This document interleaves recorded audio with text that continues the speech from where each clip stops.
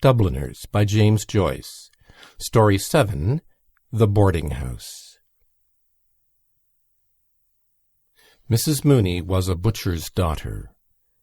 She was a woman who was quite able to keep things to herself, a determined woman. She had married her father's foreman and opened a butcher's shop near Spring Gardens. But as soon as his father-in-law was dead, Mr. Mooney began to go to the devil. He drank, plundered the till, ran headlong into debt. It was no use making him take the pledge. He was sure to break out again a few days after. By fighting his wife in the presence of customers and by buying bad meat, he ruined his business. One night he went for his wife with the cleaver, and she had to sleep in a neighbour's house. After that, they lived apart. She went to the priest and got a separation from him, with care of the children. She would give him neither money, nor food, nor house-room, and so he was obliged to enlist himself as a sheriff's man. He was a shabby, stooped little drunkard with a white face and a white moustache and white eyebrows pencilled above his little eyes, which were veined and raw, and all day long he sat in the bailiff's room waiting to be put on a job. Mrs. Mooney, who had taken what remained of her money out of the butcher business and set up a boarding house in Hardwicke Street, was a big, imposing woman.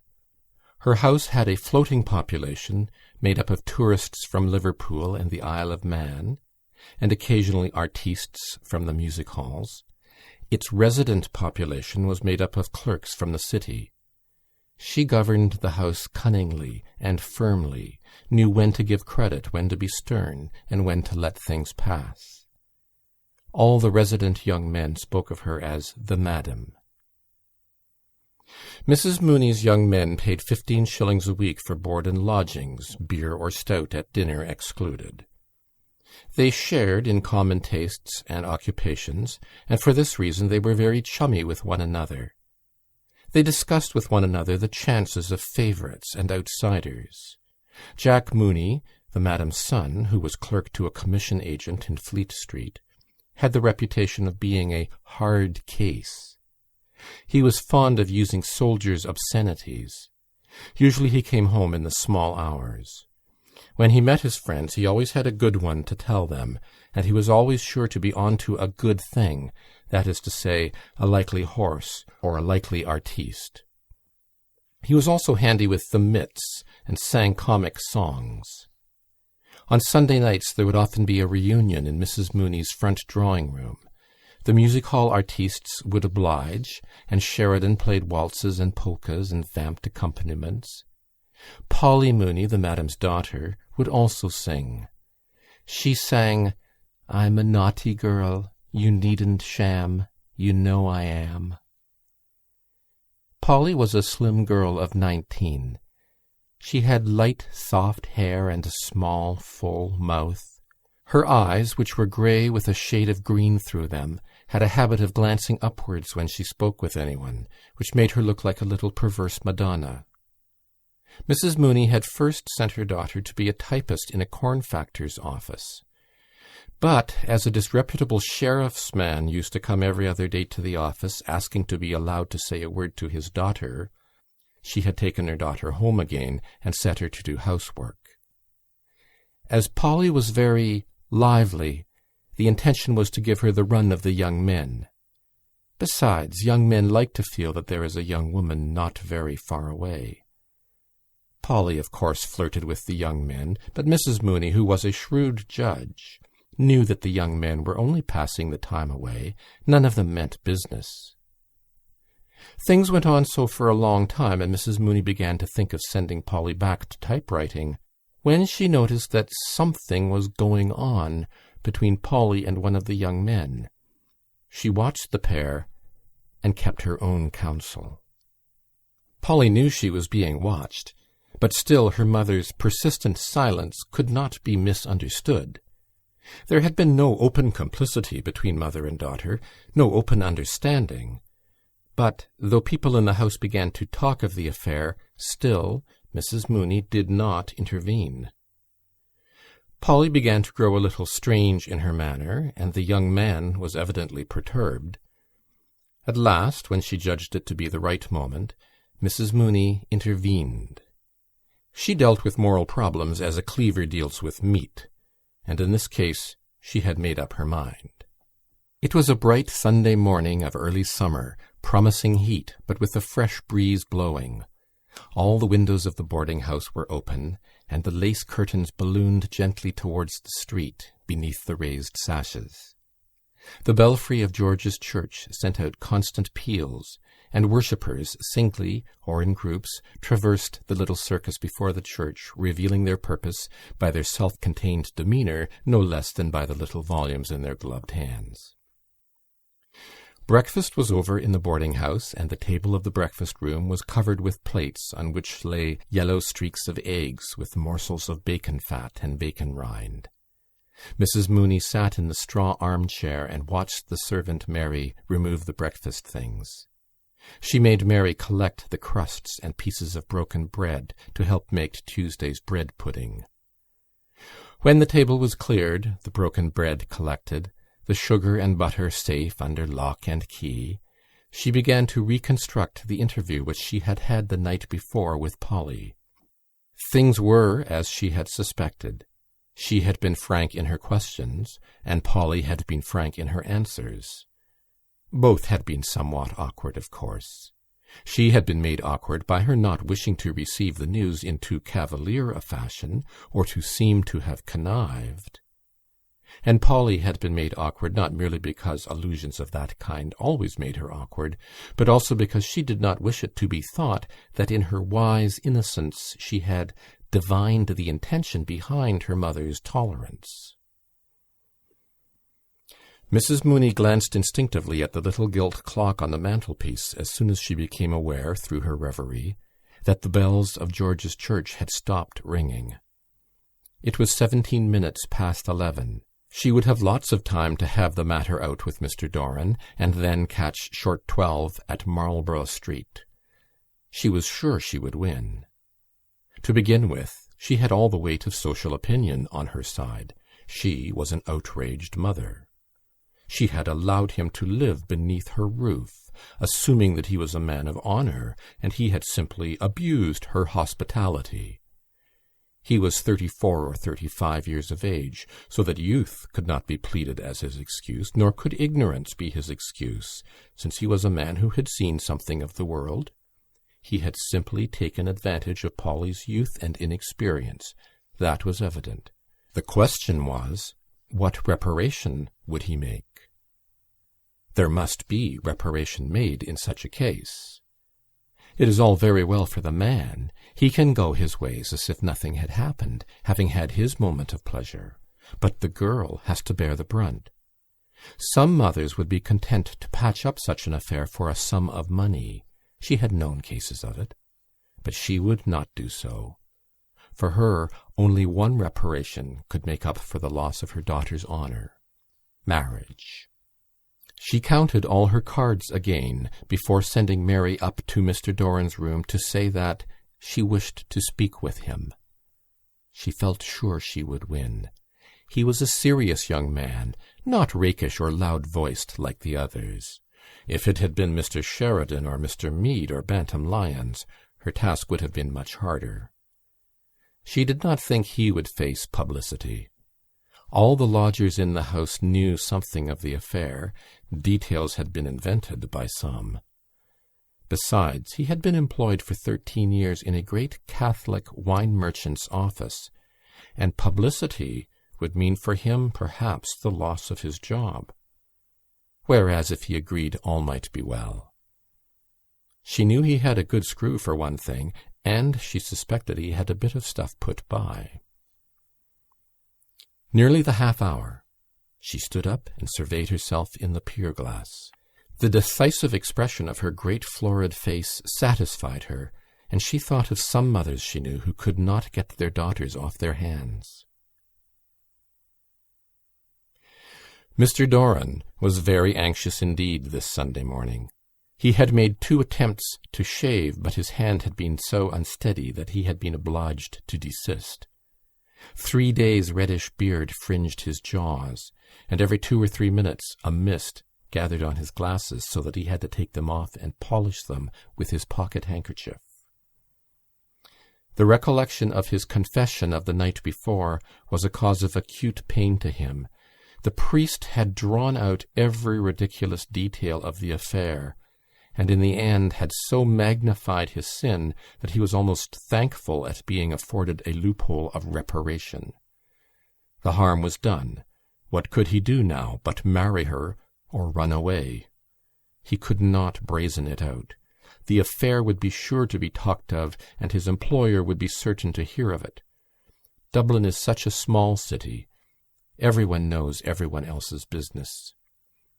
He felt his heart leap warmly in his throat as he heard in his excited imagination old Mr. Leonard calling out in his rasping voice, "Send Mr. Doran here, please." All his long years of service gone for nothing, all his industry and diligence thrown away. As a young man he had sown his wild oats, of course. He had boasted of his free thinking and denied the existence of God to his companions in public houses. But that was all past and done with. Nearly. He still bought a copy of Reynolds' newspaper every week, but he attended to his religious duties, and for 9/10 of the year lived a regular life. He had money enough to settle down on, it was not that, but the family would look down on her. First of all there was her disreputable father, and then her mother's boarding-house was beginning to get a certain fame. He had a notion that he was being had. He could imagine his friends talking of the affair and laughing. She was a little vulgar. Sometimes she said, "I seen," and "if I had have known." But what would grammar matter if he really loved her? He could not make up his mind whether to like her or despise her for what she had done. Of course he had done it too. His instinct urged him to remain free, not to marry. Once you are married, you are done for, it said. While he was sitting helplessly on the side of the bed in shirt and trousers, she tapped lightly at his door and entered. She told him all, that she had made a clean breast of it to her mother, and that her mother would speak with him that morning. She cried and threw her arms round his neck, saying, "Oh, Bob, Bob, what am I to do? What am I to do at all?" She would put an end to herself, she said. He comforted her feebly, telling her not to cry, that it would be all right, never fear. He felt, against his shirt, the agitation of her bosom. It was not altogether his fault that it had happened. He remembered well, with the curious patient memory of the celibate, the first casual caresses her dress, her breath, her fingers had given him. Then, late one night as he was undressing for bed, she had tapped at his door, timidly. She wanted to relight her candle at his, for hers had been blown out by a gust. It was her bath night. She wore a loose, open combing jacket of printed flannel. Her white instep shone in the opening of her furry slippers, and the blood glowed warmly behind her perfumed skin.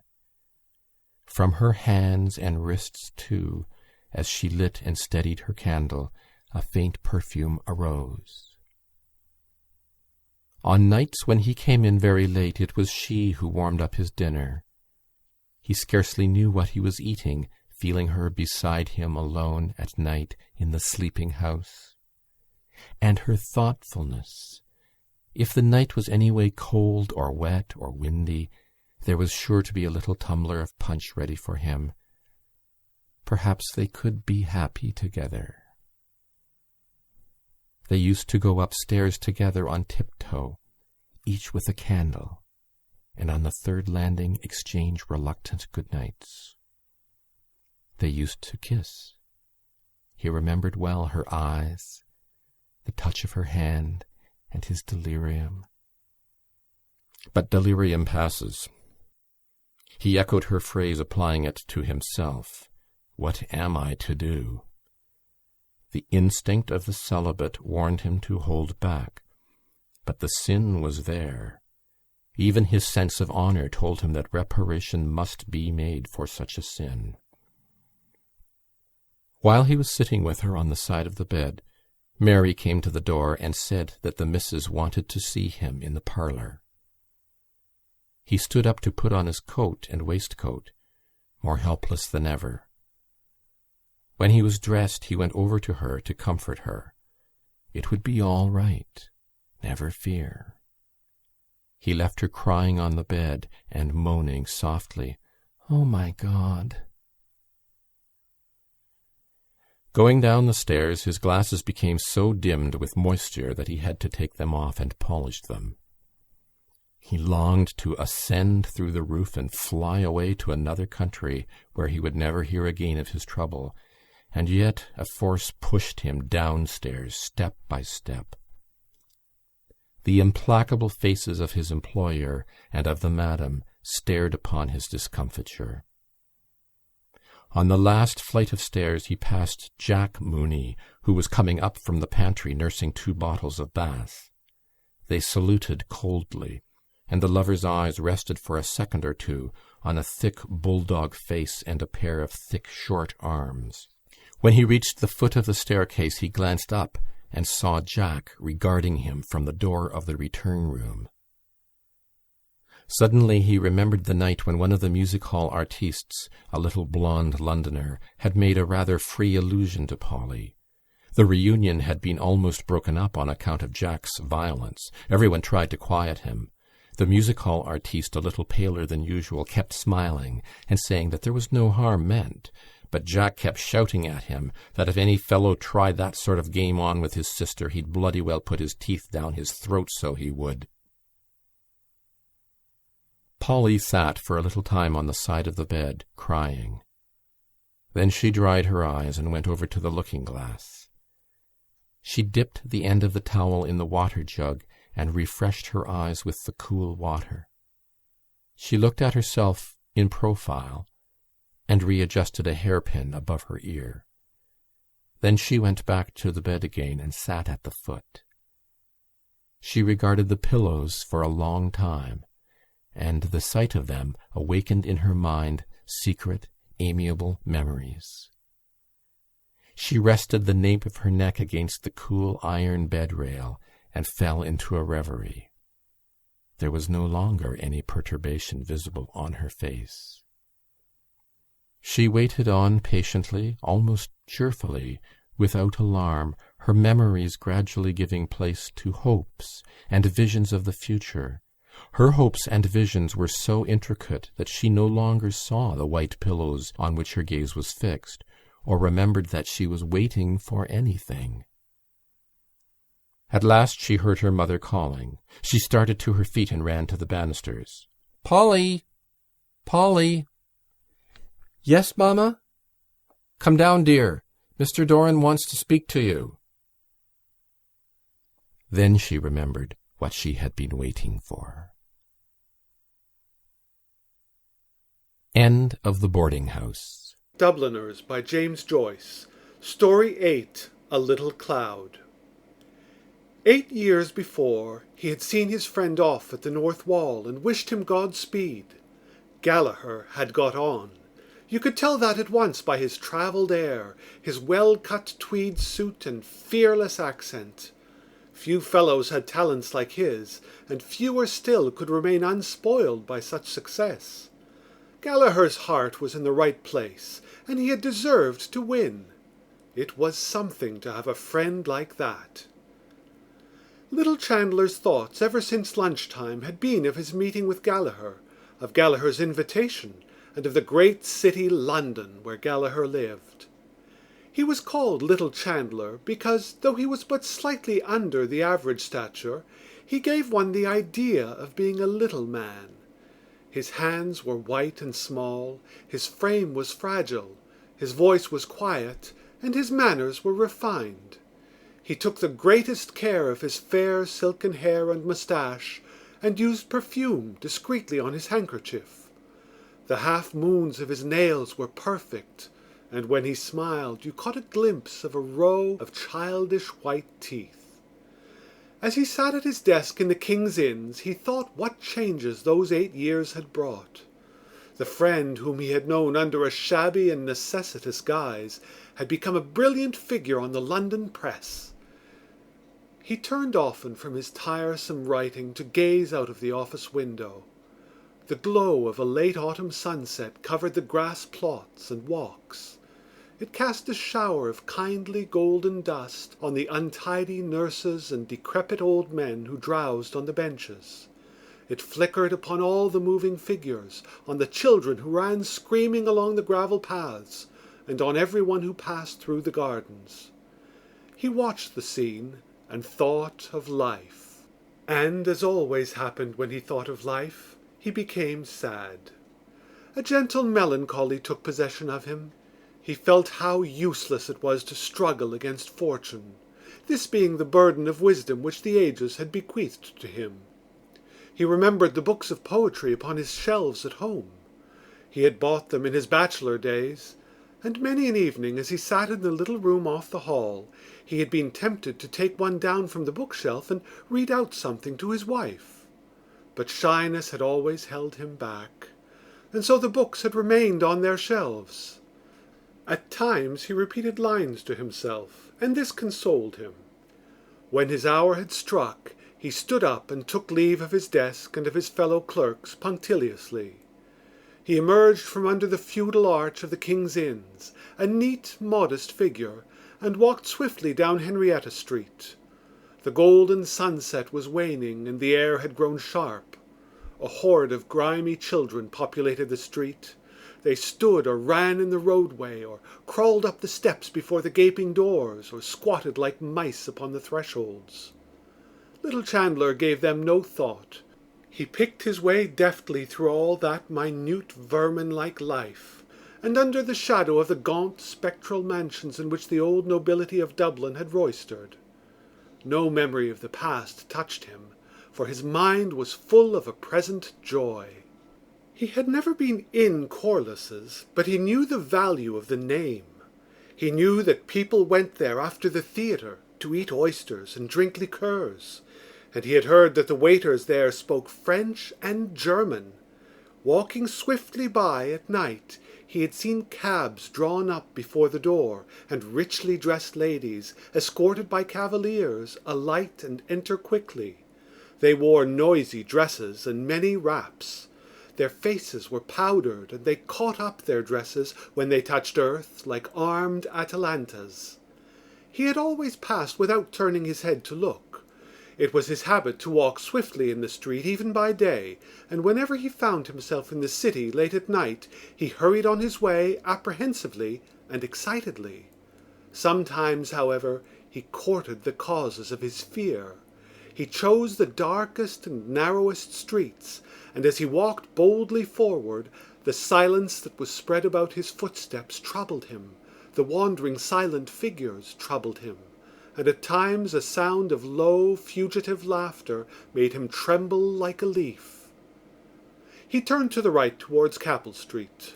Ignatius Gallaher on the London press! Who would have thought it possible 8 years before? Still, now that he reviewed the past, little Chandler could remember many signs of future greatness in his friend. People used to say that Ignatius Gallaher was wild. Of course he did mix with a rakish set of fellows at that time, drank freely and borrowed money on all sides. In the end he had got mixed up in some shady affair, some money transaction. At least that was one version of his flight. But nobody denied him talent. There was always a certain something in Ignatius Gallaher that impressed you in spite of yourself. Even when he was out at elbows and at his wits' end for money, he kept up a bold face. Little Chandler remembered, and the remembrance brought a slight flush of pride to his cheek, one of Ignatius Gallaher's sayings when he was in a tight corner. "Half time now, boys," he used to say light-heartedly. "Where's my considering cap?" That was Ignatius Gallaher all out, and damn it, you couldn't but admire him for it. Little Chandler quickened his pace. For the first time in his life he felt himself superior to the people he passed. For the first time his soul revolted against the dull inelegance of Capel Street. There was no doubt about it. If you wanted to succeed, you had to go away. You could do nothing in Dublin. As he crossed Grattan Bridge, he looked down the river towards the lower quays and pitied the poor, stunted houses. They seemed to him a band of tramps, huddled together along the river banks, their old coats covered with dust and soot, stupefied by the panorama of sunset, and waiting for the first chill of night bid them arise, shake themselves, and be gone. He wondered whether he could write a poem to express his idea. Perhaps Gallagher might be able to get it into some London paper for him. Could he write something original? He was not sure what idea he wished to express, but the thought that a poetic moment had touched him took life within him like an infant hope. He stepped onward bravely. Every step brought him nearer to London, farther from his own sober, inartistic life. A light began to tremble on the horizon of his mind. He was not so old, 32. His temperament might be said to be just at the point of maturity. There were so many different moods and impressions that he wished to express in verse. He felt them within him. He tried to weigh his soul, to see if it was a poet's soul. Melancholy was the dominant note of his temperament, he thought, but it was a melancholy tempered by recurrences of faith, and resignation, and simple joy. If he could give expression to it in a book of poems, perhaps men would listen. He would never be popular, he saw that. He could not sway the crowd, but he might appeal to a little circle of kindred minds. The English critics, perhaps, would recognize him as one of the Celtic school, by reason of the melancholy tone of his poems. Besides that, he would put in allusions. He began to invent sentences and phrases from the notice which his book would get. Mr. Chandler has a gift of easy and graceful verse. Wistful sadness pervades these poems. The Celtic note. It was a pity his name was not more Irish-looking. Perhaps it would be better to insert his mother's name before the surname, Thomas Malone Chandler, or better still, T. Malone Chandler. He would speak to Gallagher about it. He pursued his reverie so ardently that he passed his street and had to turn back.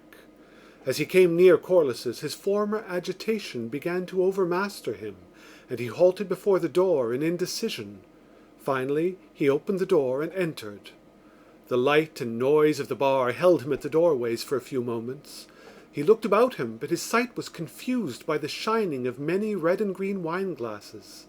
The bar seemed to him to be full of people, and he felt that the people were observing him curiously. He glanced quickly to right and left, frowning slightly to make his errand appear serious, but when his sight cleared a little, he saw that nobody had turned to look at him, and there, sure enough, was Ignatius Gallagher, leaning with his back against the counter and his feet planted far apart. "Hello, Tommy, old hero, here you are. What's it to be? What'll you have? I'm taking whiskey. Better stuff than we get across the water. Soda? Lithia? No mineral? I'm the same. Spoils the flavour. Here, garçon, bring us 2 halves of malt whiskey like a good fellow. Well, and how have you been pulling along since I saw you last? Dear God, how old we're getting. Do you see any signs of ageing in me, eh, what? A little grey and thin on the top, what?" Ignatius Gallagher took off his hat and displayed a large, closely cropped head. His face was heavy, pale, and clean-shaven. His eyes, which were of bluish slate colour, relieved his unhealthy pallor and shone out plainly above the vivid orange tie he wore. Between these rival features the lips appeared very long and shapeless and colourless. He bent his head and felt with 2 sympathetic fingers the thin hair at the crown. Little Chandler shook his head as a denial. Ignatius Gallagher put on his hat again. "It pulls you down," he said. "Press life. Always hurry and scurry, looking for copy and sometimes not finding it. And then always to have something new in your stuff. Damn proofs and printers, I say, for a few days. I'm deuced glad, I can tell you, to get back to the old country. Does a fella good, a bit of a holiday. I feel a ton better since I landed again in dear, dirty Dublin. Here you are, Tommy. Water? Say when?" Little Chandler allowed his whiskey to be very much diluted. "You don't know what's good for you, my boy," said Ignatius Gallaher. "I drink mine neat." "I drink very little as a rule," said little Chandler modestly. "An odd half one or so when I meet any of the old crowd, that's all." "Ah, well," said Ignatius Gallaher cheerfully, "here's to us and to old times and old acquaintance." They clinked glasses and drank the toast. "I met some of the old gang today," said Ignatius Gallaher. "O'Hara seems to be in a bad way. What's he doing?" "Nothing," said little Chandler. "He's gone to the dogs." "But Hogan has a good sit, hasn't he?" "Yes, he's in the Land Commission." "I met him one night in London and he seemed to be very flush. Poor O'Hara. Booze, I suppose." "Other things too," said little Chandler shortly. Ignatius Gallaher laughed. "Tommy," he said, "I see you haven't changed an atom. You're the very same serious person that used to lecture me on Sunday mornings when I had a sore head and a fur on my tongue. You'd want to knock about a bit in the world. Have you never been anywhere, even for a trip?" "I've been to the Isle of Man," said little Chandler. Ignatius Gallaher laughed. "The Isle of Man," he said. "Go to London or Paris. Paris for choice. That'd do you good." "Have you seen Paris?" "I should think I have. I've knocked about there a little." "And is it really so beautiful as they say?" asked little Chandler. He sipped a little of his drink, while Ignatius Gallaher finished his boldly. "Beautiful," said Ignatius Gallaher, pausing on the word and on the flavour of his drink. "It's not so beautiful, you know. Of course it is beautiful, but it's the life of Paris, that's the thing. There's no city like Paris for gaiety, movement, excitement." Little Chandler finished his whisky, and after some trouble succeeded in catching the barman's eye. He ordered the same again. "I've been to the Moulin Rouge," Ignatius Gallaher continued when the barman had removed their glasses, "and I've been to all the Bohemian cafes. Hot stuff! Not for a pious chap like you, Tommy." Little Chandler said nothing until the barman returned with 2 glasses. Then he touched his friend's glass lightly and reciprocated the former toast. He was beginning to feel somewhat disillusioned. Gallaher's accent and way of expressing himself did not please him. There was something vulgar in his friend which he had not observed before. But perhaps it was only the result of living in London amid the bustle and competition of the press. The old personal charm was still there under this new gaudy manner. And after all, Gallaher had lived. He had seen the world. Little Chandler looked at his friend enviously. "Everything in Paris is gay," said Ignatius Gallaher. "They believe in enjoying life, and don't you think they're right? If you want to enjoy yourself properly, you must go to Paris. And mind you, they've a great feeling for the Irish there. When they heard I was from Ireland, they were ready to eat me, man." Little Chandler took 4 or 5 sips from his glass. "Tell me," he said, "is it true that Paris is so immoral, as they say?" Ignatius Gallaher made a Catholic gesture with his right arm. "Every place is immoral," he said. "Of course you do find spicy bits in Paris. Go to one of the students' balls, for instance. That's lively, if you like, when the cocottes begin to let themselves loose. You know what they are, I suppose." "I've heard of them," said little Chandler. Ignatius Gallaher drank off his whisky and shook his head. "Ah," he said, "you may say what you like. There's no woman like the Parisienne, for style, for go." "Then it is an immoral city," said little Chandler, with timid insistence. "I mean, compared with London or Dublin." "London," said Ignatius Gallaher. "It's 6 of one and half a dozen of the other. You ask Hogan, my boy. I showed him a bit about London when he was over there. He'd open your eye. I say, Tommy, don't make punch of that whisky. Liquor up." "No, really." "Oh, come on, another one won't do you any harm. What is it, the same again, I suppose?" "Well, all right." "Francois, the same again." "Will you smoke, Tommy?" Ignatius Gallaher produced his cigar case. The 2 friends lit their cigars and puffed at them in silence until their drinks were served. "I'll tell you my opinion," said Ignatius Gallaher, emerging after some time from the clouds of smoke in which he had taken refuge. "It's a rum world. Talk of immorality.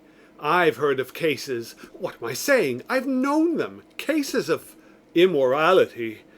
Ignatius Gallaher puffed thoughtfully at his cigar, and then, in a calm historian's tone, he proceeded to sketch for his friend some pictures of the corruption which was rife abroad. He summarized the vices of many capitals and seemed inclined to award the palm to Berlin. Some things he could not vouch for, his friends had told him, but of others he had had personal experience. He spared neither rank nor caste. He revealed many of the secrets of religious houses on the continent and described some of the practices which were fashionable in high society, and ended by telling with details a story about an English duchess, a story which he knew to be true. Little Chandler was astonished. "Ah, well," said Ignatius Gallaher, "here we are in old jog-along Dublin, where nothing is known of such things." "How dull you must find it," said little Chandler, "after all the other places you've seen." "Well," said Ignatius Gallaher, "it's a relaxation to come over here, you know. And after all, it's the old country, as they say, isn't it? You can't help having a certain feeling for it. That's human nature. But tell me something about yourself. Hogan told me you had tasted the joys of connubial bliss. 2 years ago, wasn't it?" Little Chandler blushed and smiled. "Yes," he said, "I was married last May 12 months." "I hope it's not too late in the day to offer my best wishes," said Ignatius Gallaher.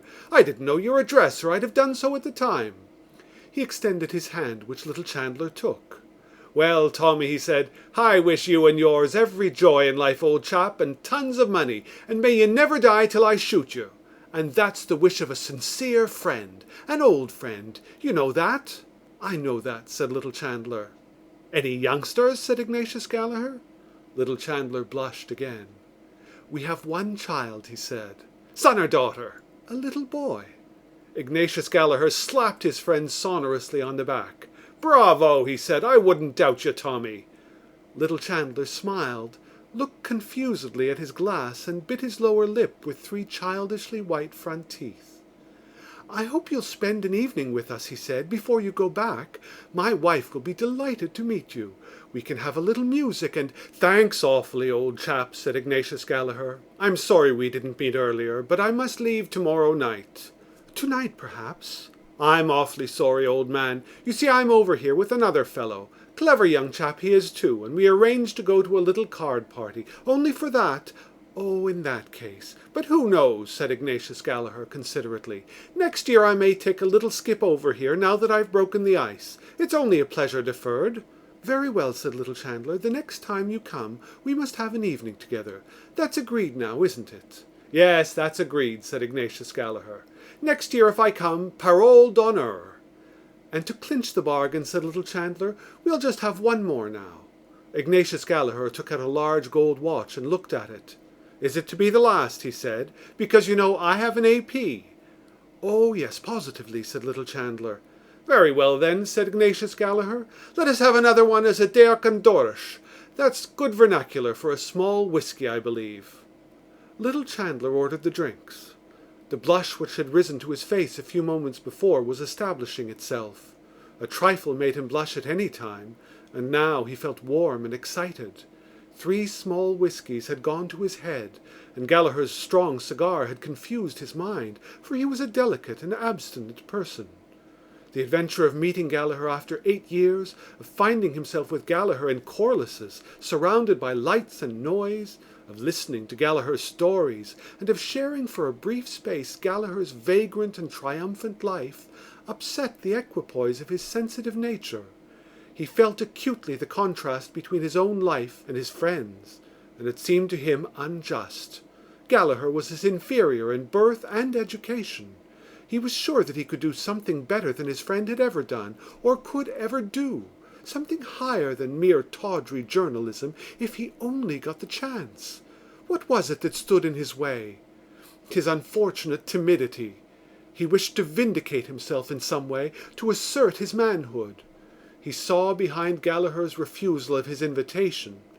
Gallaher was only patronizing him by his friendliness, just as he was patronizing Ireland by his visit. The barman brought their drinks. Little Chandler pushed one glass towards his friend and took up the other boldly. "Who knows," he said, as they lifted their glasses, "when you come next year, I may have the pleasure of wishing long life and happiness to Mr. and Mrs. Ignatius Gallaher." Ignatius Gallaher, in the act of drinking, closed one eye expressively over the rim of his glass. When he had drunk, He smacked his lips decisively, set down his glass, and said, "No blooming fear of that, my boy. I'm going to have my fling first and see a bit of life in the world before I put my head in the sack, if I ever do." "Some day you will," said little Chandler calmly. Ignatius Gallaher turned his orange tie and slate-blue eyes full upon his friend. "You think so?" he said. "You'll put your head in the sack," repeated little Chandler stoutly, "like everyone else, if you can find the girl." He had slightly emphasized his tone, and he was aware that he had betrayed himself. But though the colour had heightened in his cheek, he did not flinch from his friend's gaze.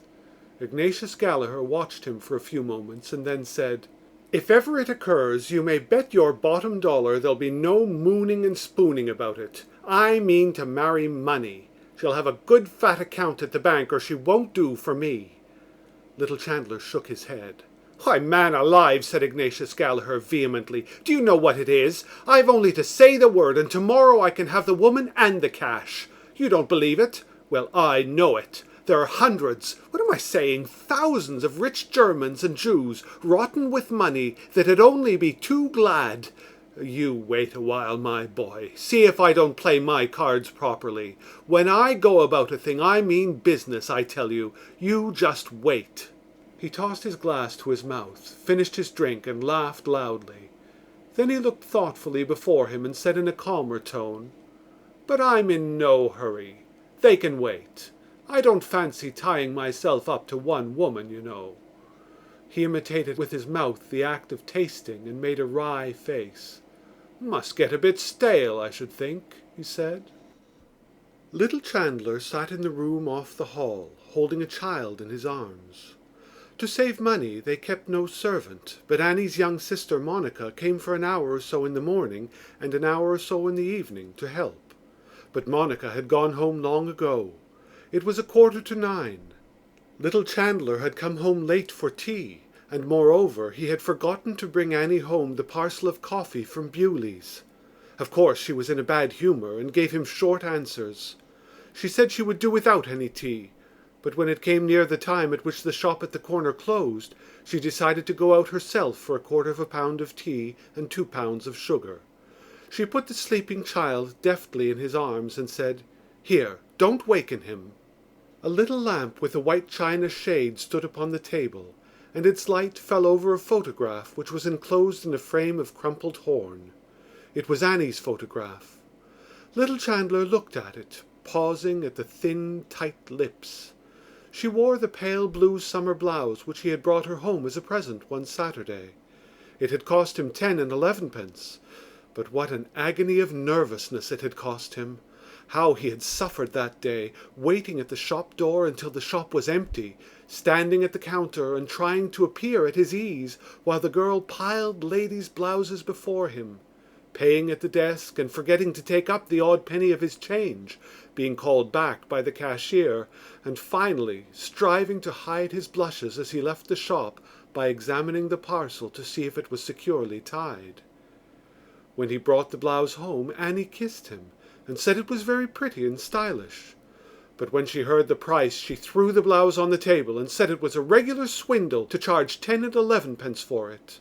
At first she wanted to take it back, but when she tried it on, she was delighted with it, especially with the make of the sleeves, and kissed him and said he was very good to think of her. He looked coldly into the eyes of the photograph, and they answered coldly. Certainly they were pretty, and the face itself was pretty, but he found something mean in it. Why was it so unconscious and ladylike? The composure of the eyes irritated him. They repelled him and defied him. There was no passion in them, no rapture.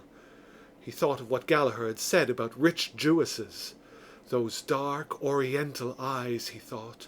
How full they are of passion, of voluptuous longing. Why had he married the eyes in the photograph? He caught himself up at the question and glanced nervously round the room. He found something mean in the pretty furniture which he had bought for his house on the hire system. Annie had chosen it herself, and it reminded him of her. It, too, was prim and pretty. A dull resentment against his life awoke within him. Could he not escape from his little house? Was it too late for him to try to live bravely like Gallagher? Could he go to London? There was the furniture still to be paid for. If he could only write a book and get it published, that might open the way for him. A volume of Byron's poems lay before him on the table. He opened it cautiously with his left hand, lest he should waken the child, and began to read the first poem in the book. Hushed are the winds and still the evening gloom. Not e'en a zephyr wanders through the grove, whilst I return to view my Margaret's tomb, and scatter flowers on the dust I love. He paused. He felt the rhythm of the verse about him in the room. How melancholy it was! Could he too write like that, express the melancholy of his soul in verse? There were so many things he wanted to describe, his sensation of a few hours before on Grattan Bridge, for example. If he could get back again into that mood. The child awoke and began to cry. He turned from the page and tried to hush it, but it would not be hushed. He began to rock it to and fro in his arms, but its wailing cry grew keener. He rocked it faster while his eyes began to read the second stanza. Within this narrow cell reclines her clay, that clay where once... It was useless. He couldn't read. He couldn't do anything. The wailing of the child pierced the drum of his ear. It was useless, useless. He was a prisoner for life. His arms trembled with anger, and suddenly, bending to the child's face, he shouted, "Stop!" The child stopped for an instant, had a spasm of fright, and began to scream. He jumped up from his chair and walked hastily up and down the room with the child in his arms. It began to sob piteously, losing its breath for 4 or 5 seconds, and then bursting out anew. The thin walls of the room echoed the sound. He tried to soothe it, but it sobbed more convulsively. He looked at the contracted and quivering face of the child and began to be alarmed. He counted 7 sobs without a break between them and caught the child to his breast in fright. If it died! The door was burst open and a young woman ran in, panting. "What is it? What is it?" she cried. The child, hearing its mother's voice, broke out into a paroxysm of sobbing. "It's nothing, Annie, it's nothing." He began to cry. She flung her parcels on the floor and snatched the child from him. "What have you done to him?" she cried, glaring into his face. Little Chandler sustained for one moment the gaze of her eyes, and his heart closed together as he met the hatred in them. He began to stammer, "It's nothing." He began to cry, I didn't do anything. What?" Giving no heed to him, she began to walk up and down the room, clasping the child tightly in her arms and murmuring, my little Manny, was thou frightened, love? There now, love, there now, lamb a bawn, Mamma's little lamb of the world, there now." Little Chandler felt his cheeks suffused with shame, and he stood back out of the lamplight. He listened while the paroxysm of the child's sobbing grew less and less, and tears of remorse started to his eyes. End of A Little Cloud. Dubliners by James Joyce. Story 9. Counterparts. The bell rang furiously, and when Miss Parker went to the tube, a furious voice called out in a piercing North of Ireland accent, "Send Farrington here." Miss Parker returned to her machine, saying to a man who was writing at a desk, "Mr. Alleyne wants you upstairs." The man muttered, "Blast him," under his breath, and pushed back his chair to stand up. When he stood up, he was tall and of great bulk. He had a hanging face, dark wine-coloured, with fair eyebrows and moustache. His eyes bulged forward slightly, and the whites of them were dirty. He lifted up the counter and, passing by the clients, went out of the office with a heavy step. He went heavily upstairs until he came to the second landing, where a door bore a brass plate with the inscription, "Mr. Alleyne." Here he halted, puffing with labour and vexation, and knocked. The shrill voice cried, "Come in." The man entered Mr. Alleyne's room. Simultaneously, Mr. Alleyne, a little man wearing gold-rimmed glasses on a clean-shaven face, shot his head up over a pile of documents. The head itself was so pink and hairless it seemed like a large egg reposing on the papers. Mr. Alleyne did not lose a moment. "Farrington, what is the meaning of this? Why have I always to complain of you? May I ask you why you haven't made a copy of that contract between Bodley and Curwen? I told you it must be ready by 4 o'clock. "But Mr. Shelley said, sir—" "Mr. Shelley said, sir. Kindly attend to what I say and not to what Mr. Shelley says, sir. You have always some excuse or another for shirking work. Let me tell you that if the contract is not copied before this evening, I'll lay the matter before Mr. Crosby. Do you hear me now?" "Yes, sir." "Do you hear me now? Aye, and another little matter. I might as well be talking to the wall as talking to you. Understand once for all that you get half an hour for your luncheon, not an hour and a half. How many courses do you want, I'd like to know? Do you mind me now?" "Yes, sir." Mr. Alleyne bent his head again upon his pile of papers. The man stared fixedly at the polished skull which directed the affairs of Crosby and Alleyne, gauging its fragility. A spasm of rage gripped his throat for a few moments, and then passed, leaving after it a sharp sensation of thirst. The man recognized the sensation and felt that he must have a good night's drinking. The middle of the month was past, and if he could get the copy done in time, Mr. Alleyne might give him an order on the cashier. He stood still, gazing fixedly at the head upon the pile of papers. Suddenly Mr. Alleyne began to upset all the papers, searching for something. Then, as if he had been unaware of the man's presence till that moment, he shot up his head again, saying, "Eh, are you going to stand there all day? Upon my word, Farrington, you take things easy." "I was waiting to see." "Very good, you needn't wait to see. Go downstairs and do your work." The man walked heavily towards the door, and as he went out of the room he heard Mr. Alleyne cry after him that if the contract was not copied by evening, Mr. Crosby would hear of the matter. He returned to his desk in the lower office and counted the sheets which remained to be copied. He took up his pen and dipped it in the ink, but he continued to stare stupidly at the last words he had written. "In no case shall the said Bernard Bodley be—" The evening was falling, and in a few minutes they would be lighting the gas. Then he could write. He felt that he must slake the thirst in his throat. He stood up from his desk and, lifting the counter as before, passed out of the office. As he was passing out, the chief clerk looked at him inquiringly. "It's all right, Mr. Shelley," said the man, pointing with his finger to indicate the objective of his journey. The chief clerk glanced at the hat rack, but, seeing the row complete, offered no remark. As soon as he was on the landing, the man pulled a shepherd's plaid cap out of his pocket, put it on his head, and ran quickly down the rickety stairs. From the street door he walked on furtively on the inner side of the path towards the corner, and all at once dived into a doorway. He was now safe in the dark snug of O'Neill's shop, and filling up the little window that looked into the bar with his inflamed face, the colour of dark wine or dark meat, he called out, "Here, Pat, give us a GP like a good fellow." The curate brought him a glass of plain porter. The man drank it at a gulp and asked for a caraway seed. He put his penny on the counter and, leaving the curate to grope for it in the gloom, retreated out of the snug as furtively as he had entered it. Darkness, accompanied by a thick fog, was gaining upon the dusk of February, and the lamps in Eustace Street had been lit. The man went up by the houses until he reached the door of the office, wondering whether he could finish his copy in time. On the stairs, a moist, pungent odour of perfume saluted his nose. Evidently Miss Delacour had come while he was out in O'Neill's. He crammed his cap back again into his pocket and re-entered the office, assuming an air of absent-mindedness.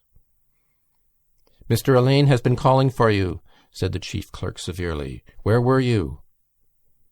The man glanced at the two clients who were standing at the counter as if to intimate that their presence prevented him from answering. As the clients were both male, the chief clerk allowed himself a laugh. "I know that game," he said. 5 times in one day is a little bit... Well, you better look sharp and get a copy of our correspondence in the Delacour case for Mr. Alleyne."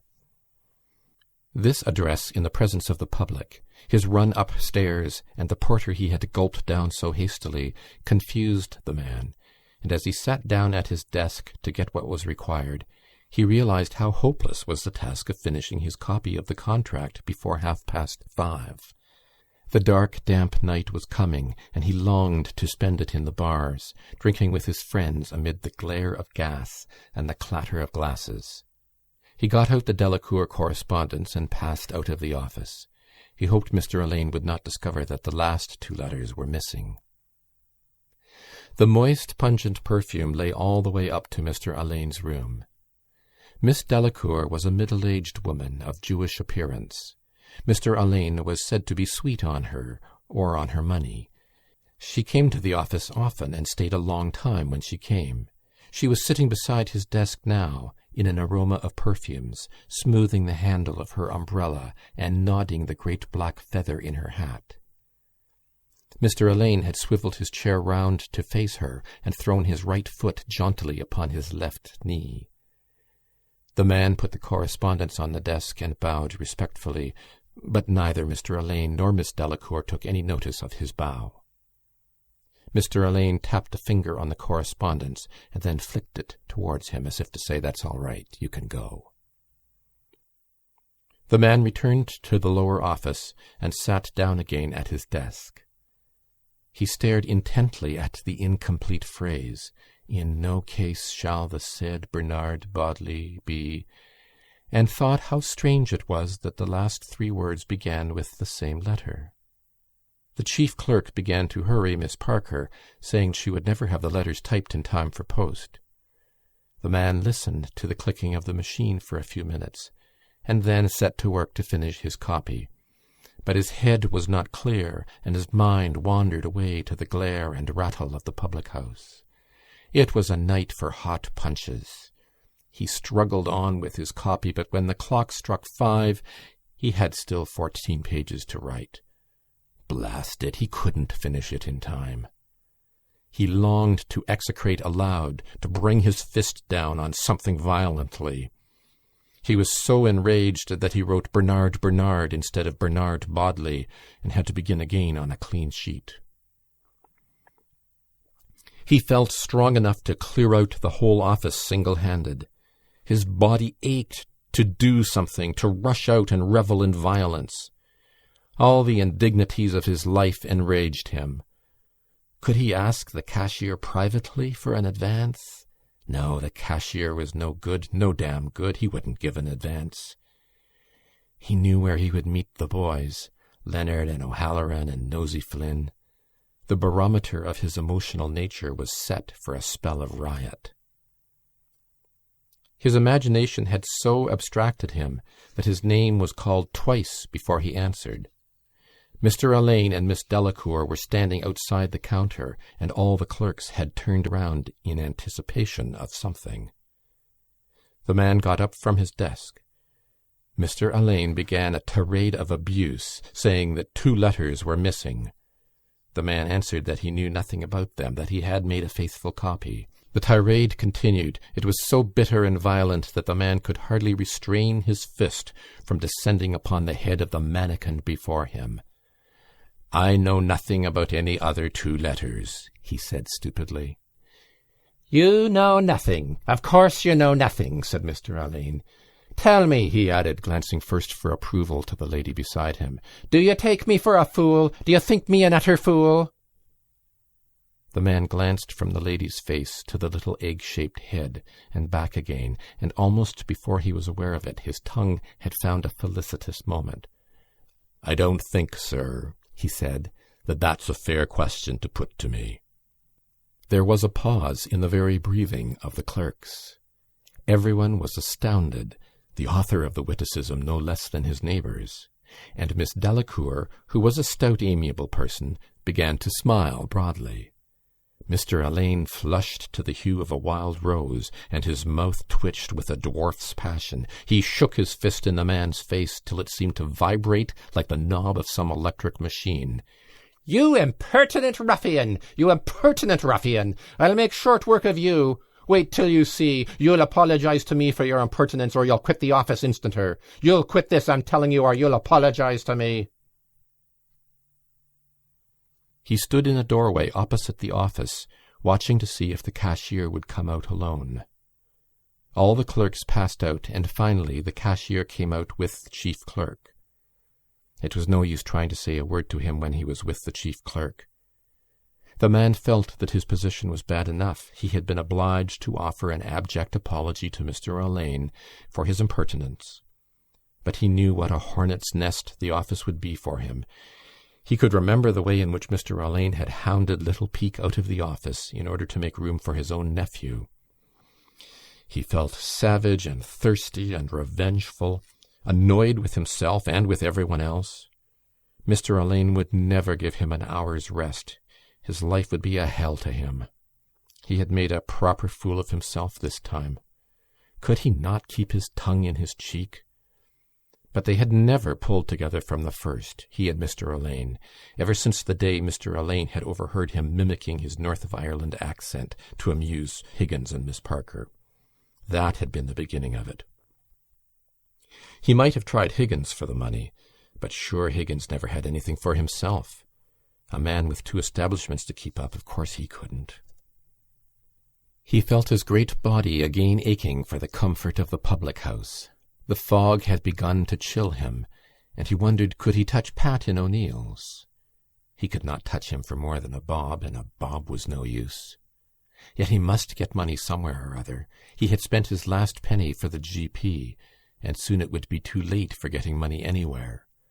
Suddenly, as he was fingering his watch-chain, he thought of Terry Kelly's pawn-office in Fleet Street. That was the dart.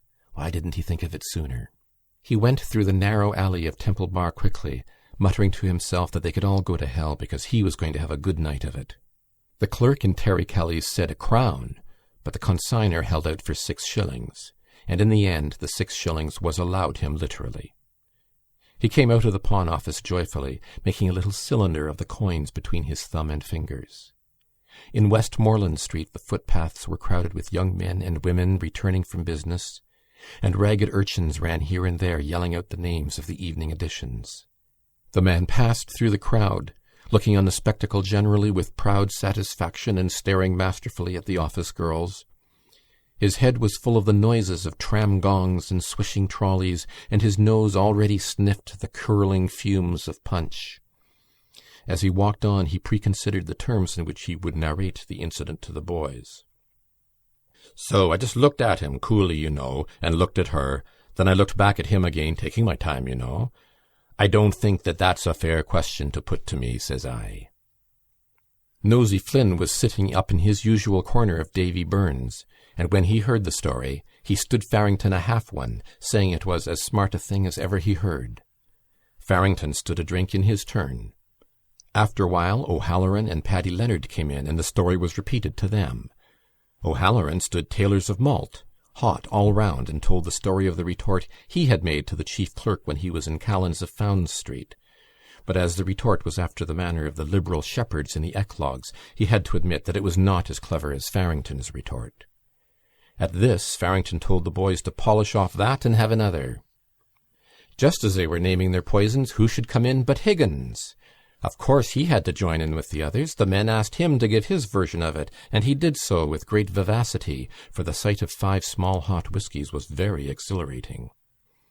Everyone roared laughing when he showed the way in which Mr. Alleyne shook his fist in Farrington's face.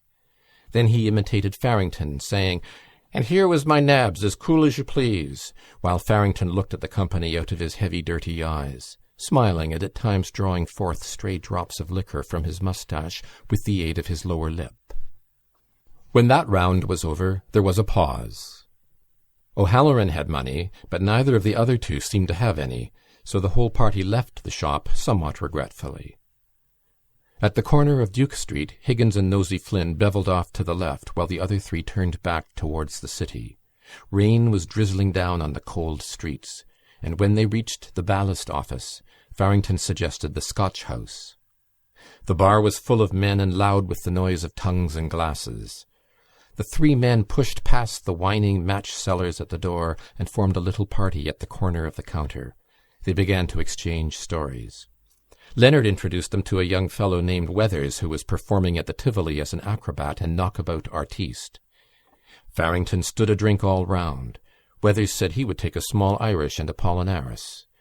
Farrington, who had definite notions of what was what, asked the boys would they have an Apollinaris too, but the boys told Tim to make theirs hot. The talk became theatrical. O'Halloran stood a round, and then Farrington stood another round, Weathers protesting that the hospitality was too Irish. He promised to get them in behind the scenes and introduce them to some nice girls. O'Halloran said that he and Leonard would go, but that Farrington wouldn't go because he was a married man, and Farrington's heavy dirty eyes leered at the company in token that he understood he was being chaffed. Weathers made them all have just one little tincture at his expense, and promised to meet them later on at Mulligan's in Poolbeg Street. When the Scotch house closed, they went round to Mulligan's. They went into the parlour at the back, and O'Halloran ordered small hot specials all round. They were all beginning to feel mellow. Farrington was just standing another round when Weathers came back. Much to Farrington's relief, he drank a glass of bitter this time. Funds were getting low, but they had enough to keep them going. Presently, 2 young women with big hats and a young man in a check suit came in and sat at a table close by. Weathers saluted them and told the company that they were out of the Tivoli. Farrington's eyes wandered at every moment in the direction of one of the young women. There was something striking in her appearance.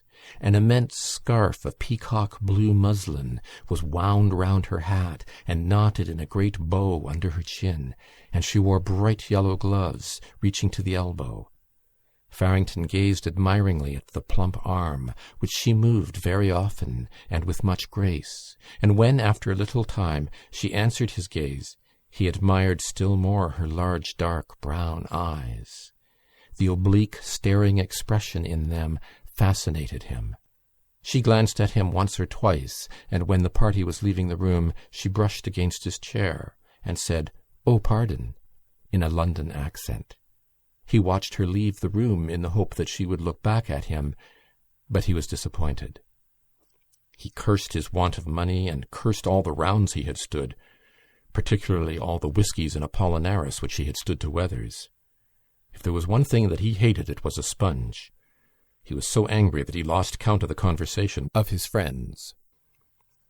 When Paddy Leonard called him, he found that they were talking about feats of strength. Weathers was showing his biceps muscle to the company and boasting so much that the other 2 had called on Farrington to uphold the national honour. Farrington pulled up his sleeve accordingly and showed his biceps muscle to the company. The 2 arms were examined and compared, and finally it was agreed to have a trial of strength. The table was cleared and the 2 men rested their elbows on it, clasping hands. When Paddy Leonard said "go," each was to try to bring down the other's hand onto the table. Farrington looked very serious and determined. The trial began. After about 30 seconds, Weathers brought his opponent's hand slowly down onto the table. Farrington's dark, wine-coloured face flushed darker still with anger and humiliation at having been defeated by such a stripling. "You're not to put the weight of your body behind it. Play fair," he said. "Who's not playing fair?" said the other. "Come on again. The 2 best out of 3. The trial began again. The veins stood out on Farrington's forehead, and the pallor of Weathers' complexion changed to peony. Their hands and arms trembled under the stress. After a long struggle, Weathers again brought his opponent's hand slowly onto the table. There was a murmur of applause from the spectators. The curate, who was standing beside the table, nodded his red head towards the victor and said, with stupid familiarity, "Ah, that's the knack." "What the hell do you know about it?" said Farrington fiercely, turning on the man. "What do you put in your gab for?" "Shh," said O'Halloran, observing the violent expression of Farrington's face. "Pony up, boys. We'll have just one little smahan more, and then we'll be off." A very sullen-faced man stood at the corner of O'Connell Bridge waiting for the little Sandymount tram to take him home. He was full of smouldering anger and revengefulness. He felt humiliated and discontented. He did not even feel drunk, and he had only 2pence in his pocket. He cursed everything. He had done for himself in the office, pawned his watch, spent all his money, and he'd not even got drunk. He began to feel thirsty again, and he longed to be back again in the hot, reeking public house. He had lost his reputation as a strong man, having been defeated twice by a mere boy. His heart swelled with fury, and when he thought of the woman in the big hat who had brushed against him and said pardon, his fury nearly choked him. His tram let him down at Shelburne Road, and he steered his great body along in the shadow of the wall of the barracks. He loathed returning to his home. When he went in by the side door, he found the kitchen empty and the kitchen fire nearly out. He bawled upstairs, "Ada! Ada!" His wife was a little sharp-faced woman who bullied her husband when he was sober and was bullied by him when he was drunk. They had 5 children. A little boy came running down the stairs. "Who is that?" said the man, peering through the darkness. "Me, Pa." "Who are you, Charlie?" "No, Pa, Tom." "Where's your mother?" "She's out at the chapel." "That's right. Did she think of leaving any dinner for me?" "Yes, Pa, Light the lamp. What do you mean by having the place in darkness? Are the other children in bed?" The man sat down heavily on one of the chairs while the little boy lit the lamp. He began to mimic his son's flat accent, saying half to himself, at the chapel, if you please." When the lamp was lit, he banged his fist on the table and shouted, "What's for my dinner?" "I'm going to cook it, Pa," said the little boy. The man jumped up furiously and pointed to the fire. "On that fire! You let the fire out! By God, I'll teach you to do that again!" He took a step to the door and seized the walking stick which was standing behind it. "I'll teach you to let the fire out," he said, rolling up his sleeve in order to give his arm free play. The little boy cried, "Oh, Pa!" and ran whimpering round the table, but the man followed him and caught him by the coat. The little boy looked about him wildly, but seeing no way of escape, fell upon his knees. "Now you'll let the fire out the next time," said the man, striking at him vigorously with the stick. "Take that, you little whelp!" The boy uttered a squeal of pain as the stick cut his thigh. He clasped his hands together in the air, and his voice shook with fright. "Oh, Pa!" he cried. "Don't beat me, Pa, and I'll say a Hail Mary for you. I'll say a Hail Mary for you, Pa, if you don't beat me. I'll say a Hail Mary." End of Counterparts. Dubliners by James Joyce. Story 10.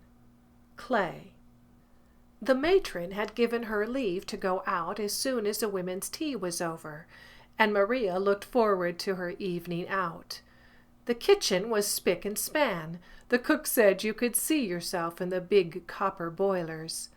The fire was nice and bright, and on one of the side tables were 4 very big barmbracks. These barmbracks seemed uncut, but if you went closer you would see that they had been cut into long, thick, even slices, and were ready to be handed round at tea. Maria had cut them herself. Maria was a very, very small person indeed, but she had a very long nose and a very long chin. She talked a little through her nose, always soothingly. "Yes, my dear," and "No, my dear." She was always sent for when the women quarreled over their tubs, and always succeeded in making peace. One day the matron had said to her, "Maria, you are a veritable peacemaker." And the sub-matron and 2 of the board ladies had heard the compliment. And Ginger Mooney was always saying what she wouldn't do to the dummy who had charge of the irons if it wasn't for Maria. Everyone was so fond of Maria. The women would have their tea at 6 o'clock, and she would be able to get away before 7. From Ballsbridge to the Pillar 20 minutes, from the Pillar to Drumcondra 20 minutes, and 20 minutes to buy the things. She would be there before 8. She took out her purse with the silver clasps and read again the words, "A present from Belfast." She was very fond of that purse because Joe had brought it to her 5 years before when he and Alfie had gone to Belfast on a Whit Monday trip. In the purse were 2 half-crowns and some coppers. She would have 5 shillings clear after paying tram fare. What a nice evening they would have, all the children singing. Only she hoped that Joe wouldn't come in drunk. He was so different when he took any drink. Often he had wanted her to go and live with them, but she would have felt herself in the way, though Joe's wife was ever so nice with her, and she had become accustomed to the life of the laundry. Joe was a good fellow. She had nursed him and Alfie too, and Joe used often say, "Mamma is mamma, but Maria is my proper mother."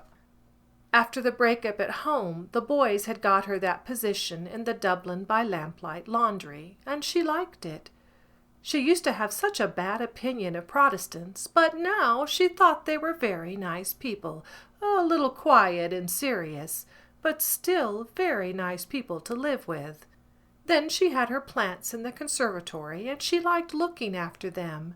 She had lovely ferns and wax plants, and whenever anyone came to visit her, she always gave the visitor 1 or 2 slips from her conservatory. There was one thing she didn't like, and that was the tracts on the walks, but the matron was such a nice person to deal with, so genteel. When the cook told her everything was ready, she went into the women's room and began to pull the big bell. In a few minutes the women began to come in by 2s and 3s, wiping their steaming hands in their petticoats, and pulling down the sleeves of their blouses over their red, steaming arms. They settled down before their huge mugs, which the cook and the dummy filled up with hot tea, already mixed with milk and sugar in huge tin cans. Maria superintended the distribution of the barmbrack, and saw that every woman got her 4 slices. There was a great deal of laughing and joking during the meal. Lizzie Fleming said Maria was sure to get the ring, and though Fleming had said that for so many Hallow Eves, Maria had to laugh and say she didn't want any ring or man either. And when she laughed, her gray-green eyes sparkled with disappointed shyness, and the tip of her nose nearly met the tip of her chin. Then Ginger Mooney lifted her mug of tea and proposed Maria's health, while all the other women clattered with their mugs on the table and said she was sorry she hadn't a sup of porter to drink it in. And Maria laughed again till the tip of her nose nearly met the tip of her chin, and till her minute body nearly shook itself asunder, because she knew that Mooney meant well, though, of course, she had the notions of a common woman. But wasn't Maria glad when the women had finished their tea and the cook and the dummy had begun to clear away the tea things? She went into her little bedroom, and remembering that the next morning was a Mass morning, changed the hand of the alarm from 7 to 6. Then she took off her working skirt and her house boots and laid her best skirt out on the bed, and her tiny dress boots beside the foot of the bed. She changed her blouse, too, and as she stood before the mirror, she thought of how she used to dress for Mass on Sunday morning when she was a young girl, and she looked with quaint affection at the diminutive body which she had so often adorned. In spite of its years, she found it a nice, tidy little body. When she got outside, the streets were shining with rain, and she was glad of her old brown waterproof. The tram was full, and she had to sit on the little stool at the end of the car, facing all the people, with her toes barely touching the floor. She arranged in her mind all she was going to do, and thought how much better it was to be independent and to have your own money in your pocket. She hoped they would have a nice evening. She was sure they would, but she could not help thinking what a pity it was Alfie and Joe were not speaking. They were always falling out now, but when they were boys together, they used to be the best of friends. But such was life. She got out of her tram at the Pillar and ferreted her way quickly among the crowds. She went into Downes's cake shop, but the shop was so full of people that it was a long time before she could get herself attended to. She bought a dozen of mixed penny cakes, and at last came out of the shop laden with a big bag. Then she thought, what else would she buy? She wanted to buy something really nice. They would be sure to have plenty of apples and nuts. It was hard to know what to buy, and all she could think of was cake. She decided to buy some plum cake, but Downes's plum cake had not enough almond icing on top of it, so she went over to a shop in Henry Street. Here she was a long time in suiting herself, and the stylish young lady behind the counter, who was evidently a little annoyed by her, asked her was it wedding cake she wanted to buy. That made Maria blush and smile at the young lady. But the young lady took it all very seriously, and finally cut a thick slice of plum cake, parcelled it up, and said, 2 and 4, please. She thought she would have to stand in the Drumcondra tram because none of the young men seemed to notice her, but an elderly gentleman made room for her. He was a stout gentleman, and he wore a brown hard hat.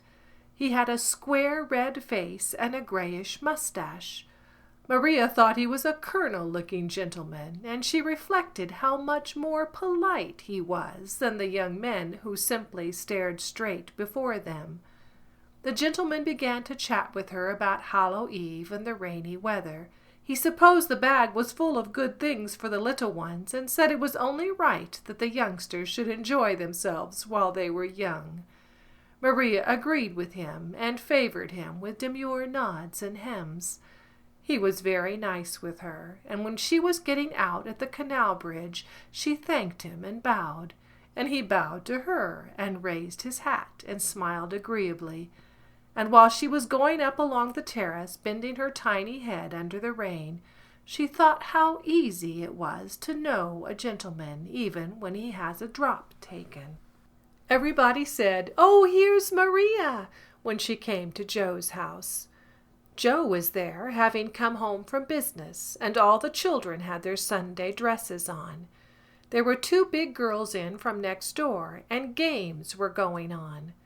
Maria gave the bag of cakes to the eldest boy, Alfie, to divide, and Mrs. Donnelly said it was too good of her to bring such a big bag of cakes, and made all the children say, "Thanks, Maria."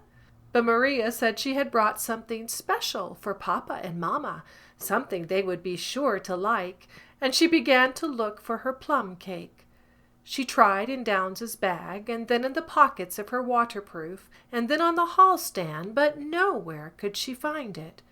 Then she asked all the children had any of them eaten it, by mistake, of course, but the children all said no, and looked as if they did not like to eat cakes if they were to be accused of stealing.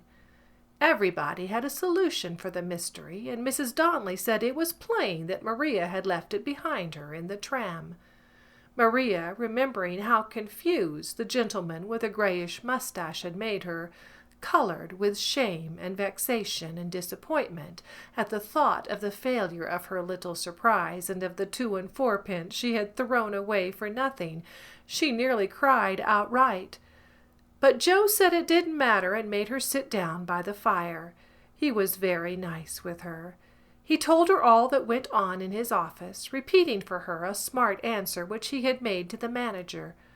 Maria did not understand why Joe laughed so much over the answer he had made, but she said that the manager must have been a very overbearing person to deal with. Joe said he wasn't so bad when you knew how to take him, that he was a decent sort so long as you didn't rub him the wrong way. Mrs. Donnelly played the piano for the children, and they danced and sang. Then the 2 next-door girls handed round the nuts. Nobody could find the nutcrackers, and Joe was nearly getting cross over it and asked how did they expect Maria to crack nuts without a nutcracker, but Maria said she didn't like nuts and that they weren't to bother about her. Then Joe asked would she take a bottle of stout, and Mrs. Donnelly said there was port wine, too, in the house, if she would prefer that. Maria said she would rather they didn't ask her to take anything. But Joe insisted. So Maria let him have his way, and they sat by the fire talking over old times, and Maria thought she would put in a good word for Alfie. But Joe cried that God might strike him stone dead if ever he spoke a word to his brother again, and Maria said she was sorry she had mentioned the matter. Mrs. Donnelly told her husband it was a great shame for him to speak that way of his own flesh and blood, but Joe said that Alfie was no brother of his, and there were nearly being a row on the head of it. But Joe said he would not lose his temper on account of the night it was, and asked his wife to open some more stout. The two next-door girls had arranged some Hallow Eve games, and soon everything was merry again. Maria was delighted to see the children so merry, and Joe and his wife in such good spirits. The next-door girls put some saucers on the table, and then led the children up to the table blindfold. One got the prayer book, and the other three got the water, and when one of the next-door girls got the ring, Mrs. Donnelly shook her finger at the blushing girl as much as to say, "Oh, I know all about it." They insisted then on blindfolding Maria, and leading her up to the table to see what she would get. And while they were putting on the bandage, Maria laughed and laughed again till the tip of her nose nearly met the tip of her chin. They led her up to the table amid laughing and joking, and she put her hand out in the air as she was told to do. She moved her hand about here and there in the air and descended on one of the saucers. She felt a soft, wet substance with her fingers, and was surprised that nobody spoke or took off her bandage. There was a pause for a few seconds, and then a great deal of scuffling and whispering. Somebody said something about the garden, and at last Mrs. Donnelly said something very cross to one of the next-door girls, and told her to throw it out at once. That was no play. Maria understood that it was wrong that time, and so she had to do it over again. And this time she got the prayer book. After that, Mrs. Donnelly played Miss McLeod's reel for the children, and Joe made Maria take a glass of wine. Soon they were all quite merry again, and Mrs. Donnelly said Maria would enter a convent before the year was out because she had got the prayer book. Maria had never seen Joe so nice to her as he was that night, so full of pleasant talk and reminiscences. She said they were all very good to her. At last the children grew tired and sleepy, and Joe asked Maria would she not sing some little song before she went, one of the old songs. Mrs. Donnelly said, "Do, please, Maria," and so Maria had to get up and stand beside the piano. Mrs. Donnelly bade the children be quiet and listen to Maria's song. Then she played the prelude and said, "Now, Maria," and Maria, blushing very much, began to sing in a tiny, quavering voice. She sang "I Dreamt That I Dwelt," and when she came to the second verse, she sang again.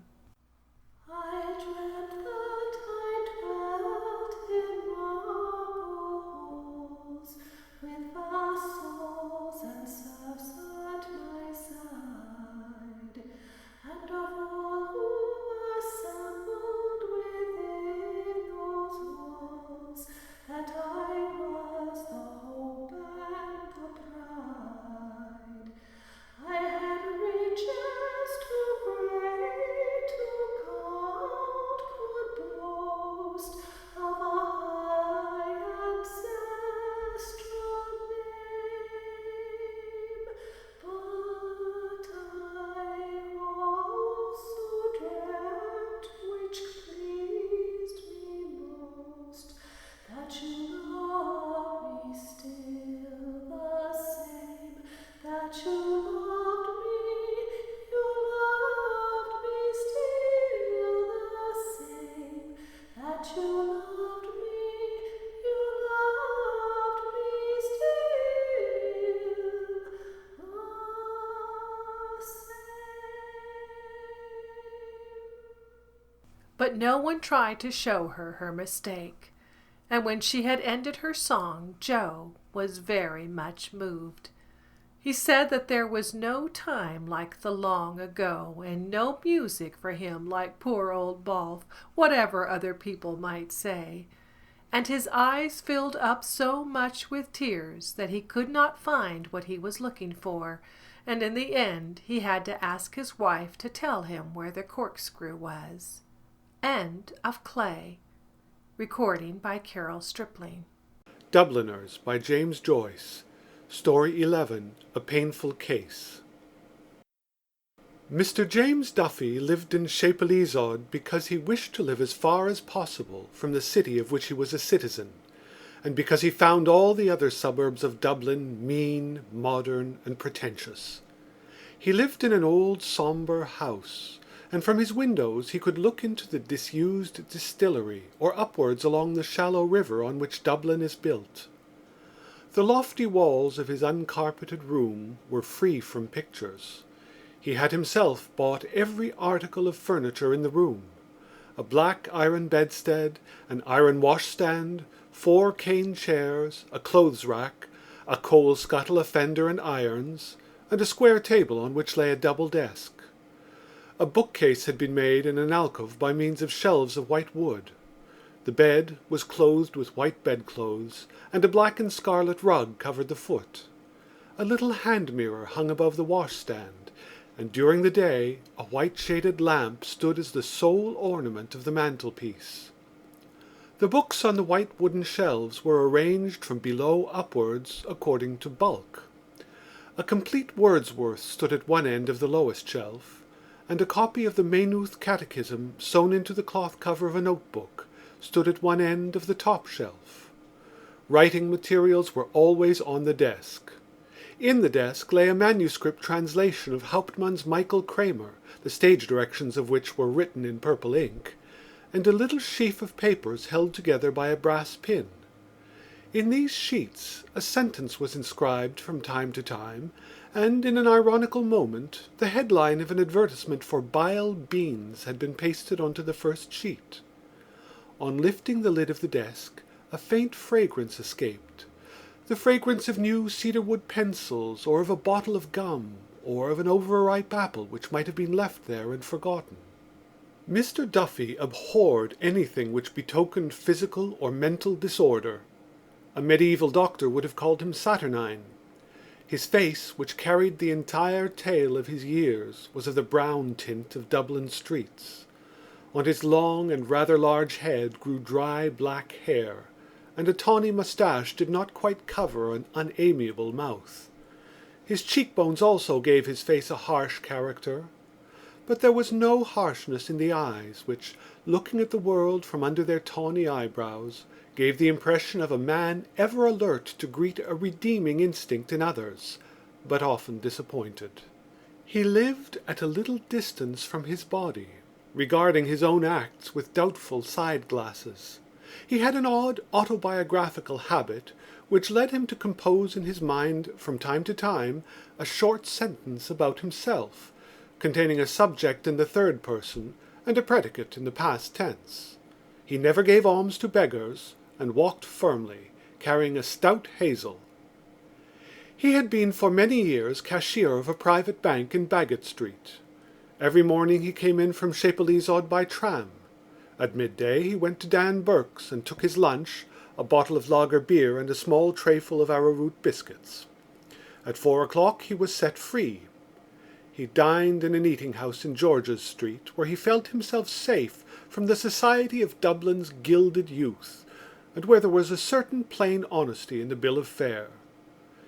His evenings were spent either before his landlady's piano, or roaming about the outskirts of the city.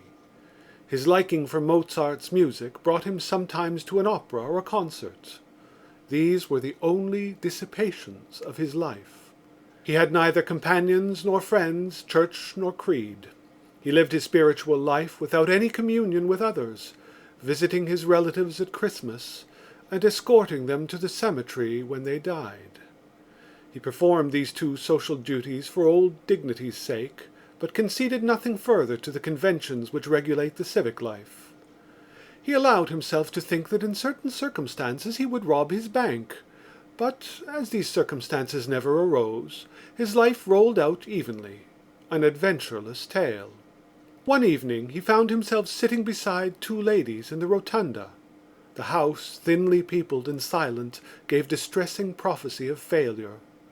The lady who sat next to him looked round at the deserted house once or twice, and then said, "What a pity there is such a poor house tonight. It's so hard on people to have to sing to empty benches." He took the remark as an invitation to talk. He was surprised that she seemed so little awkward. While they talked, he tried to fix her permanently in his memory. When he learned that the young girl beside her was her daughter, He judged her to be a year or so younger than himself. Her face, which must have been handsome, had remained intelligent. It was an oval face with strongly marked features. The eyes were very dark blue and steady. Their gaze began with a defiant note, but was confused by what seemed a deliberate swoon of the pupil into the iris, revealing for an instant a temperament of great sensibility.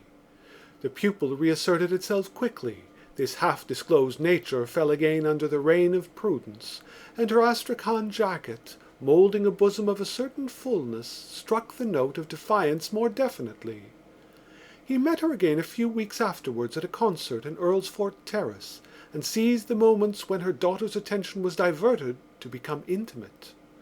She alluded once or twice to her husband, but her tone was not such as to make the allusion a warning. Her name was Mrs. Sinico. Her husband's great-great-grandfather had come from Leghorn. Her husband was captain of a mercantile boat plying between Dublin and Holland, and they had one child. Meeting her a third time by accident, he found courage to make an appointment. She came. This was the first of many meetings. They met always in the evening, and chose the most quiet quarters for their walks together. Mr. Duffy, however, had a distaste for underhand ways, and finding that they were compelled to meet stealthily, he forced her to ask him to her house. Captain Sinico encouraged his visits, thinking that his daughter's hand was in question. He had dismissed his wife so sincerely from his gallery of pleasures that he did not suspect that anyone else would take an interest in her. As the husband was often away, and the daughter out giving music lessons, Mr. Duffy had many opportunities of enjoying the lady's society. Neither he nor she had had any such adventure before, and neither was conscious of any incongruity. Little by little he entangled his thoughts with hers. He lent her books, provided her with ideas, shared his intellectual life with her. She listened to all. Sometimes, in return for his theories, she gave out some fact of her own life. With almost maternal solicitude she urged him to let his nature open to the full. She became his confessor. He told her that for some time he had assisted at the meetings of an Irish socialist party, where he had felt himself a unique figure amidst a score of sober workmen in a garret lit by an inefficient oil lamp. When the party had divided into 3 sections, each under its own leader and in its own garret, he had discontinued his attendances. The workmen's discussions, he said, were too timorous. The interest they took in the question of wages was inordinate. He felt that they were hard-featured realists, and that they resented an exactitude which was the produce of a leisure not within their reach. No social revolution, he told her, would be likely to strike Dublin for some centuries. She asked him why did he not write out his thoughts. For what, he asked her with careful scorn. To compete with phrasemongers, incapable of thinking consecutively for 60 seconds? To submit himself to the criticisms of an obtuse middle class which entrusted its morality to policemen and its fine arts to impresarios? He went often to her little cottage outside Dublin. Often they spent their evenings alone. Little by little, as their thoughts entangled, they spoke of subjects less remote. Her companionship was like a warm soil about an exotic. Many times she allowed the dark to fall upon them, refraining from lighting the lamp.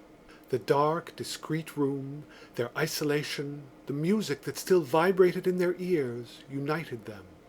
This union exalted him, wore away the rough edges of his character, emotionalized his mental life. Sometimes he caught himself listening to the sound of his own voice.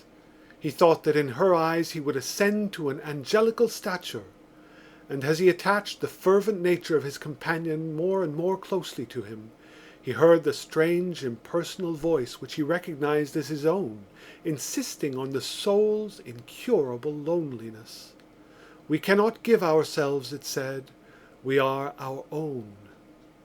The end of these discourses was that one night during which she had shown every sign of unusual excitement, Mrs. Sinico caught up his hand passionately and pressed it to her cheek. Mr. Duffy was very much surprised. Her interpretation of his words disillusioned him. He did not visit her for a week. Then he wrote to her asking her to meet him. As he did not wish their last interview to be troubled by the influence of their ruined confessional, they met in a little cake shop near the park gate. It was cold autumn weather, but in spite of the cold they wandered up and down the roads of the park for nearly 3 hours. They agreed to break off their intercourse. Every bond, he said, is a bond to sorrow. When they came out of the park they walked in silence towards the tram. But here she began to tremble so violently that, fearing another collapse on her part, he bade her good-bye quickly and left her. A few days later he received a parcel containing his books and music. 4 years passed. Mr. Duffy returned to his even way of life. His room still bore witness of the orderliness of his mind. Some new pieces of music encumbered the music-stand in the lower room, and on his shelves stood 2 volumes by Nietzsche, Thus Spake Zarathustra and The Gay Science. He wrote seldom in the sheaf of papers which lay in his desk. One of his sentences, written 2 months after his last interview with Mrs. Sinico, read, "Love between man and man is impossible because there must not be sexual intercourse. And friendship between man and woman is impossible because there must be sexual intercourse." He kept away from concerts lest he should meet her. His father died. The junior partner of the bank retired, and still every morning he went into the city by tram, and every evening walked home from the city after having dined moderately in George's Street and read the evening paper for dessert. One evening, as he was about to put a morsel of corned beef and cabbage into his mouth, his hand stopped. His eyes fixed themselves on a paragraph in the evening paper which he had propped against the water carafe. He replaced the morsel of food on his plate and read the paragraph attentively. Then he drank a glass of water, pushed his plate to one side, doubled the paper down before him between his elbows, and read the paragraph over and over again. The cabbage began to deposit a cold white grease on his plate. The girl came over to him to ask was his dinner not properly cooked. He said it was very good and ate a few mouthfuls of it with difficulty. Then he paid his bill and went out. He walked along quickly through the November twilight, his stout hazel stick striking the ground regularly, the fringe of the buff mail peeping out of a side pocket of his tight reefer overcoat. On the lonely road which leads from the park gate to Chapelizod he slackened his pace. His stick struck the ground less emphatically, and his breath, issuing irregularly, almost with a sighing sound, condensed in the wintry air. When he reached his house he went up at once to his bedroom, and taking the paper from his pocket read the paragraph again by the failing light of the window. He read it not aloud, but moving his lips as a priest does when he reads the prayers secreto. This was the paragraph. Death of a lady at Sydney Parade, a painful case. Today at the City of Dublin Hospital the Deputy Coroner, in the absence of Mr. Leverett, held an inquest on the body of Mrs. Emily Sinico, aged 43 years, who was killed at Sydney Parade Station yesterday evening. The evidence showed that the deceased lady, while attempting to cross the line, was knocked down by the engine of the 10 o'clock slow train from Kingstown, thereby sustaining injuries of the head and right side which led to her death. James Lennon, driver of the engine, stated that he had been in the employment of the railway company for 15 years. On hearing the guard's whistle, he set the train in motion, and a second or two afterwards brought it to rest in response to loud cries. The train was going slowly. P. Dunn, railway porter, stated that as the train was about to start, he observed a woman attempting to cross the lines. He ran towards her and shouted, but before he could reach her, she was caught by the buffer of the engine and fell to the ground. A juror: "You saw the lady fall?" Witness: "Yes." Police Sergeant Crowley deposed that when he arrived he found the deceased lying on the platform, apparently dead. He had the body taken to the waiting room pending the arrival of the ambulance. Constable 57 corroborated. Dr. Halpin, assistant house surgeon of the City of Dublin Hospital, stated that the deceased had 2 lower ribs fractured and had sustained severe contusions of the right shoulder. The right side of the head had been injured in the fall. The injuries were not sufficient to have caused death in a normal person. Death, in his opinion, had been probably due to shock and sudden failure of the heart's action. Mr. H. B. Patterson Finlay, on behalf of the railway company, expressed his deep regret at the accident. The company had always taken every precaution to prevent people crossing the lines except by the bridges, both by placing notices in every station and by the use of patent spring gates at level crossings.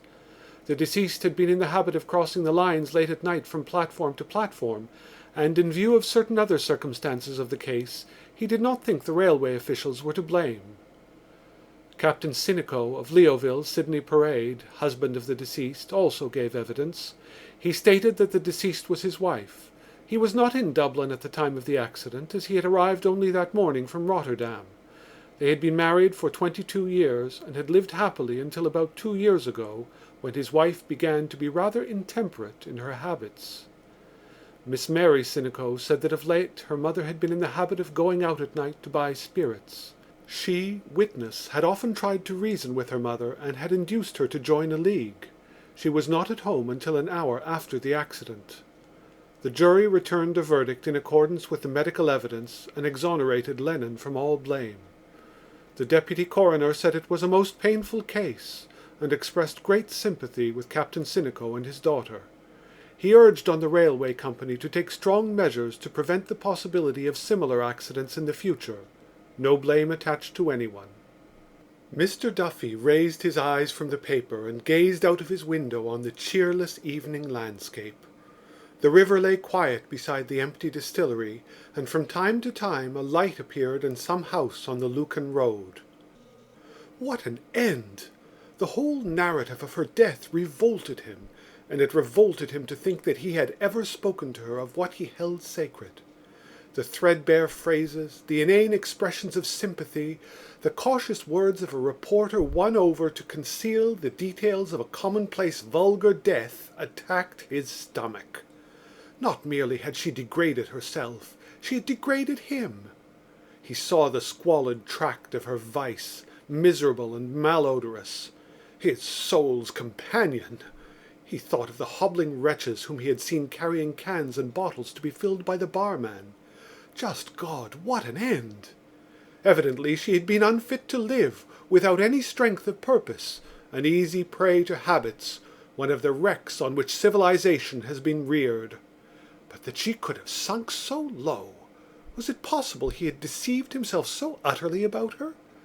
He remembered her outburst of that night and interpreted it in a harsher sense than he had ever done.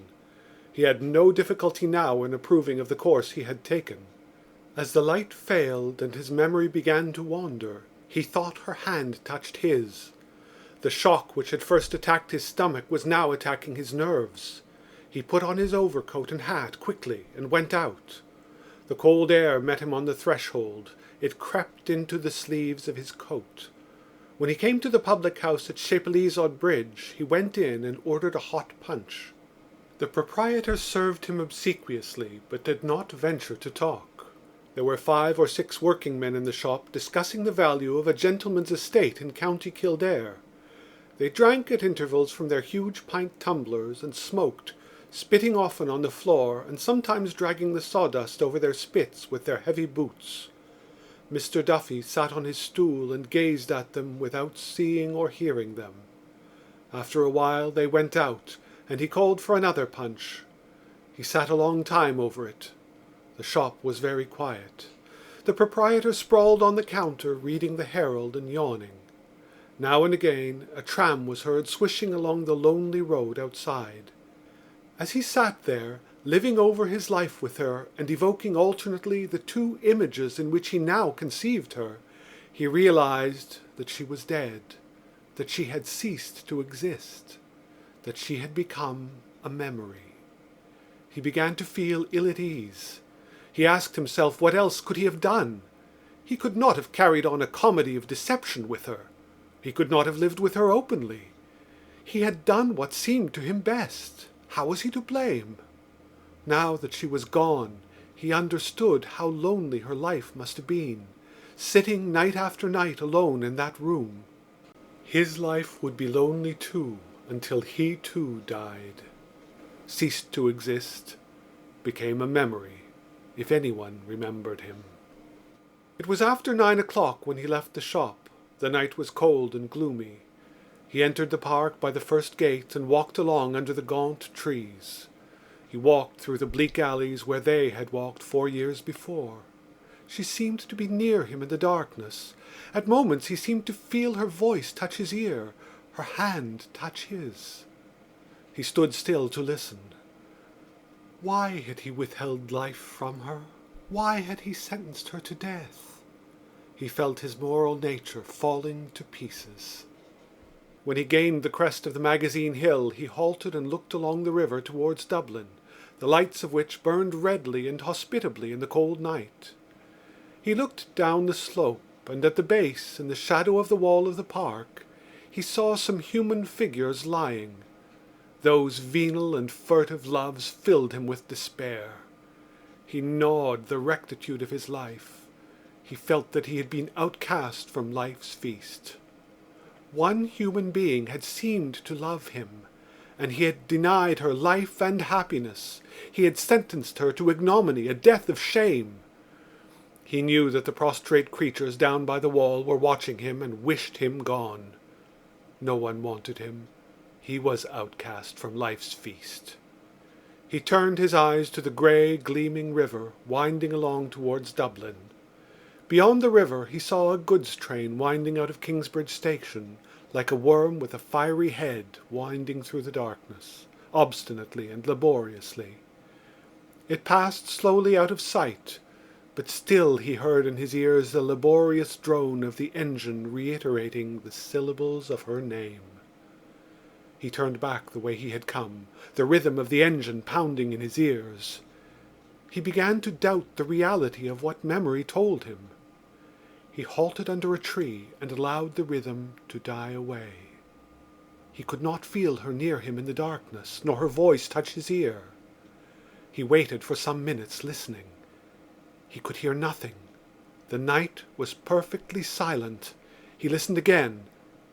Perfectly silent. He felt that he was alone. End of A Painful Case.